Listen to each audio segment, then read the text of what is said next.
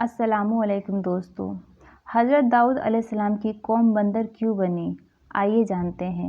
हज़रत दाऊद अलैहिस्सलाम की कौम पर कितना तरह का अज़ाब आया था। एक ऐसी कौम जिस पर अल्लाह पाक ने अपना दर्दनाक अज़ाब नाजिल फरमाया और उस कौम के तमाम लोगों को अल्लाह पाक ने बंदर बना दिया। आखिर इस कौम के लोग ऐसा कौन सा गुनाह करते थे जिसकी वजह से अल्लाह पाक ने इन पर ये दर्दनाक अज़ाब नाजिल फरमाया, और ये लोग बंदर बनने के बाद कितने दिन तक ज़िंदा रहे और फिर इनको किस तरह दर्दनाक मौत आई। और जब ये लोग बंदर बन गए तो ये अपने अजीज़ों का आकार को देखकर उनसे क्या कहते थे, और क्या आज के दौर में पाए जाने वाले बंदर उसी कौम की नस्ल में से हैं। इन तमाम सवालों के जवाब कुरान हदीस की रोशनी में आज के किस्से में मैं आपको बताऊंगी। लिहाजा आपसे गुजारिश है कि इस किस्से को आखिर तक ज़रूर सुनें और खूब शेयर करें ताकि हर मुसलमान भाई बहन इस्लाम के बारे में जान सके। हज़रत दाऊद अलैहिस्सलाम की कौम बंदर क्यों बनी? इंसानों के बंदर बनने की इब्तिदा हज़रत दाऊद अलैहिस्सलाम के दौर से हुई। इस वाक़ये को पैसे मंजर कुछ यूँ है। हज़रत दाऊद अलैहिस्सलाम और उनकी कौम समुंदर के किनारे इला नमी एक बस्ती में रहते थे और उनकी तादाद तकरीबन 70,000 के करीब थी। ये कौम बड़ी ही खुशहाल थी और अल्लाह पाक की बहुत ही ज़्यादा फर्माबरदार कौम थी। इस कौम को अल्लाह पाक ने बेशुमार नेमतों से नवाजा था और हर तरफ हरे भरे बाग थे और हर तरफ हरियाली ही हरियाली थी और अल्लाह तबारक व तआला की बेपनाह करम नवाजी थी और ये लोग अपनी इस ज़िंदगी में बहुत ही ज़्यादा खुश थे।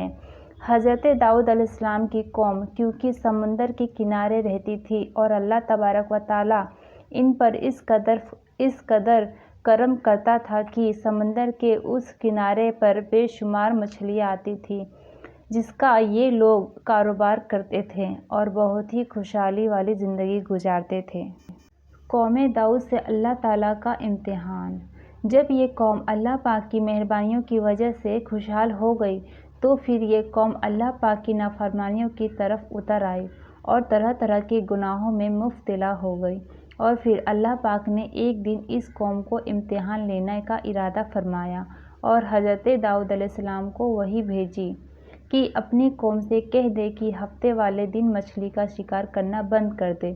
और इस तरह अल्लाह पाक ने हज़रत दाऊद अलैहिस्सलाम कौम पर हफ्ते वाले दिन मछलियों का शिकार हराम कर दिया और फिर यहाँ से इस कौम की बर्बादी शुरू हो गई। हज़रत दाऊद अलैहिस्सलाम ने अपनी कौम को बताया कि अल्लाह पाक ने हफ्ते वाले दिन मछलियों के शिकार को हराम करार दे दिया है, तो वो लोग बहुत ही ज़्यादा परेशान हो गए और सारी कौम सर छोड़कर बैठ गई क्योंकि हफ्ते का दिन ही वो दिन था जिसमें मछलियाँ बहुत ही ज़्यादा तादाद में आती थी और खुद ब खुद किनारे पर आ जाती थी और बाकी दिनों में बहुत ही कम यानी ना के बराबर ही मछलियाँ पकड़ी जाती थी। इस कौम का गुजर बसर क्योंकि मछलियों के शिकार पर था, इस वजह से अल्लाह ताला का ये हुक्म सुनकर ये कौम परेशान हो गई। ये लोग इस बात से बेखबर थे कि ये सिर्फ़ अल्लाह की तरफ से एक इम्तिहान और इनकी आजमाइश है। शैतान का वसवसा। फिर शैतान ने एक दिन इनके दिलों में वसवसा डाला कि समंदर से नालियाँ निकालकर खुशकी में बड़े बड़े हौज़ बना लिया जाए।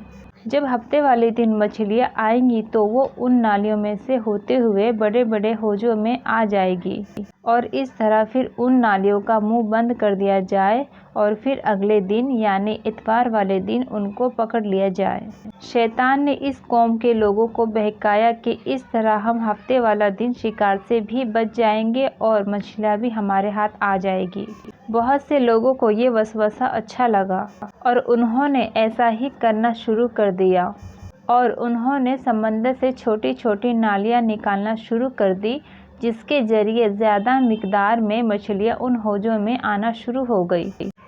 इस कौम के बदबख्त लोगों को शैतान का ये हिला बहुत पसंद आया, लेकिन इस कौम के लोगों ने ये ना सोचा कि जब मछलियाँ समंदर से आके उन हौज़ों में कैद हो गई तो वो मछलियाँ का शिकारी हो गया। इसीलिए ये शिकार भी हफ्ते वाले दिन ही करार पाया जाए जो कि अल्लाह पाक ने हराम करार दिया था। اس موقع پر یہودیوں کے 3 گروہ ہو گئے۔ کچھ لوگ ایسے تھے جو شکار کے اس حیلے سے منع کرتے تھے اور ناراض ہو کر شکار سے بچے رہے، اور کچھ لوگ اس کام کو دل سے برا جان کر خاموش رہے، اور انہوں نے شکار نہیں کیا لیکن دوسروں کو منع بھی نہیں کرتے تھے، اور نصیحت کرنے والوں سے یہ کہتے تھے کہ تم لوگ ایسی قوم کو نصیحت کر رہے ہو جنہیں اللہ تبارک و تعالیٰ عنقریب ہلاک کرنے والا ہے، اور ان پر اپنا دردناک عذاب نازل فرمانے والا ہے۔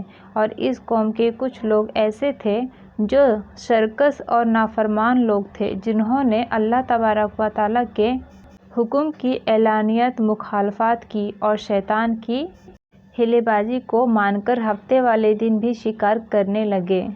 یہ لوگ اللہ پاک کے حکم کی کھلم کھلا مخالفت کرتے اور ہفتے والے دن مچھلیوں کا شکار کر کے ان کو کھایا کرتے اور ان کو بیچا کرتے تھے۔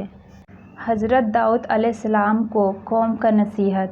دوستو، حضرت داؤد علیہ السلام کی قوم کے 12,000 ایسے نافرمان لوگ تھے جو منع کرنے کے باوجود بھی ہفتے کو ان نالیوں کے ذریعے شکار کر رہے تھے۔ حضرت داؤد علیہ السلام نے ان 12,000 لوگوں کو اللہ تبارک و تعالیٰ کے دردناک عذاب سے ڈرایا۔ آپ نے ان سے کہا کہ وہ اللہ پاک کی اس نافرمانی سے باز آ جائیں، لیکن وہ لوگ باز نہ آئے اور کھلے عام شکار کرنے لگے۔ کیونکہ وہ لوگ جو اس بات کو برا جانتے تھے، ان لوگوں نے اپنے اور ان نافرمانوں کے درمیان ایک دیوار کھڑی کر دی، جس کی ایک طرف وہ 12 نافرمان لوگ رہتے تھے اور دوسری طرف وہ لوگ تھے جو لوگ شکار سے باز رہے۔ حضرت داؤد علیہ السلام نے اپنی اس قوم کے نافرمانوں کو بار بار سمجھایا، لیکن یہ لوگ اپنی نافرمانی سے باز نہ آئے اور اسی طرح اللہ تبارک و تعالیٰ کے حکم کی نافرمانی کرتے رہے اور اسی طرح شکار کرتے رہے۔ حضرت داؤد علیہ السلام کی قوم پر عذاب۔ اور پھر ایک دن حضرت داؤد علیہ السلام نے غصے میں آ کر شکار کرنے والوں پر لعنت فرما دی۔ اس کا اثر یہ ہوا کہ ایک دن خطا کاروں میں سے کوئی بھی اپنے گھر سے باہر نہ نکلا۔ یہ منظر دیکھ کر کچھ لوگ ان کی دیواروں پر چڑھ گئے تاکہ معلوم ہو سکے کہ وہ لوگ کس حالت میں ہیں۔ جب ان لوگوں نے ان نافرمانوں کو دیکھا تو وہ سب کے سب بندر کی شکل میں بدل چکے تھے۔ اللہ پاک نے ان لوگوں کو ان کی نافرمانی کی وجہ سے ان پر دردناک عذاب نازل فرمایا۔ پھر ان لوگوں کو بندر کی شکل میں بدل دیا۔ جب لوگ ان مجرموں کے گھر کے دروازے کھول کر اندر داخل ہوئے تو وہ لوگ اپنے رشتہ داروں کو پہچانتے تھے اور ان کے پاس آ کر ان کے کپڑوں کو سونگھتے تھے اور جار و قطار روتے تھے، لیکن وہ کچھ بول نہیں سکتے تھے۔ اللہ تبارک و تعالیٰ کے ان نافرمان بندر بن جانے والے لوگ کی تعداد 12,000 تھی۔ ان 12,000 لوگوں نے اللہ تبارک و تعالیٰ کی نافرمانی کی اور اللہ تبارک و تعالیٰ نے ان کو بندر بنا دیا۔ قرآن مجید۔ اللہ تبارک و تعالیٰ سورہ بقرہ میں ارشاد فرماتے ہیں، اور بے شک ضرور تمہیں معلوم ہے تم میں سے وہ جنہوں نے ہفتے میں سرکشی کی، اور ہم نے ان سے فرمایا کہ ہو جاؤ بندر دھتکارے ہوئے۔ اس طرح حضرت داؤد علیہ السلام کی قوم کے 12,000 نافرمان لوگ بندر بن گئے۔ یہ لوگ 3 دن تک زندہ رہے اور اس دوران یہ نہ کچھ کھا سکتے تھے اور نہ کچھ پی سکتے تھے۔ یوں ہی بھوکے پیاسے سب کے سب ہلاک ہو گئے اور 3 دن کے اندر اندر سب کے سب مارے گئے۔